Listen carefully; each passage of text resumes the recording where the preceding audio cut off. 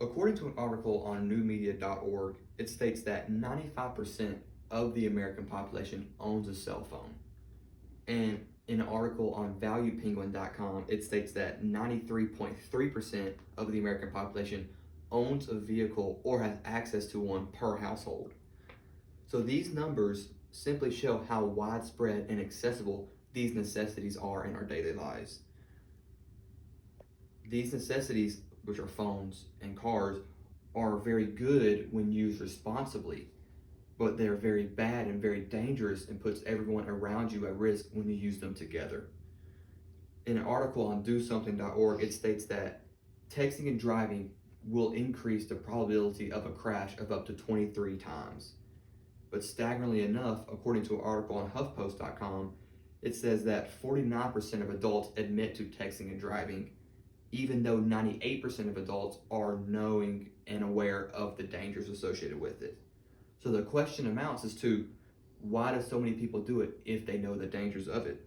Well, according to an article on voanews.com, a psychiatrist explains why it's so hard not to text and drive.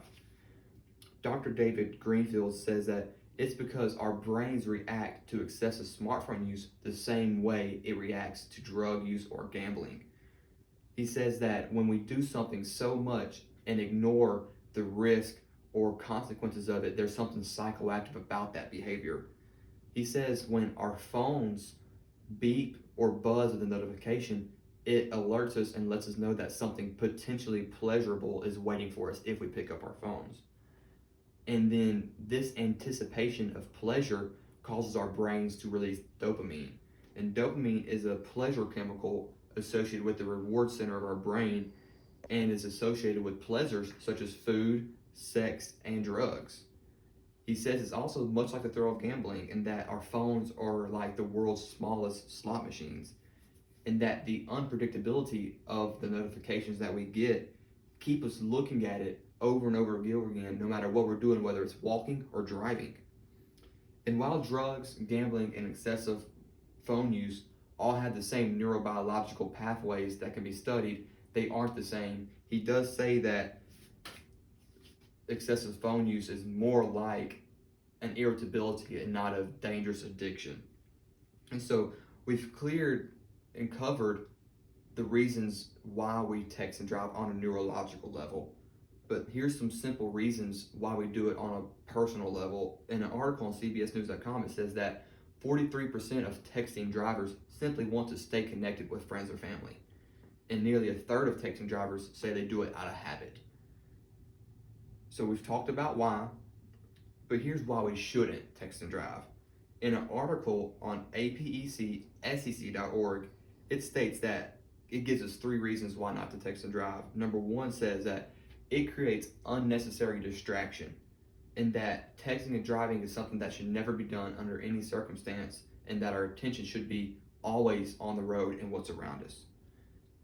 Reason 2 says that if a person starts to text and drive, it can create a bad habit and be very hard to break later on.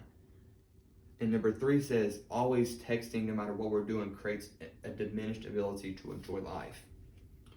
In an article on mensjournal.com, it says that texting and driving kills 11 teenagers every day and is responsible for 25% of all crashes.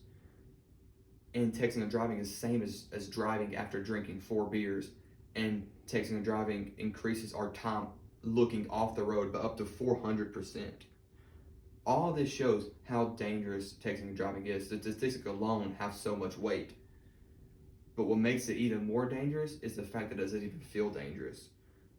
In an article on behavioralsciences.org, it says that we may recognize on a cognitive level that distracted driving is very dangerous and stupid, but there's no feeling of fear or no fear that would guide our emotions in the time of temptation.